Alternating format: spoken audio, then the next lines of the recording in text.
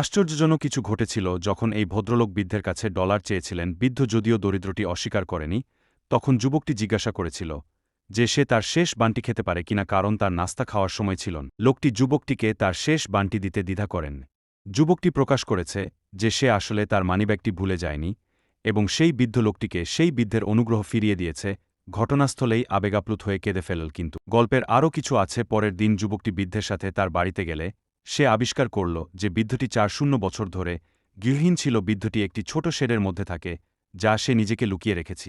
পাহাড়ের গভীরে বৃদ্ধ লোকটি বাসি রুটি খাচ্ছিল।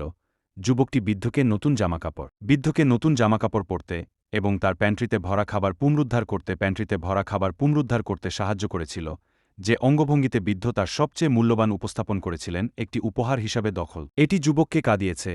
যদি আপনি মনে করেন যুবকটি সঠিক কাজ করেছে, দয়া করে লাইক এবং সাবস্ক্রাইব করুন।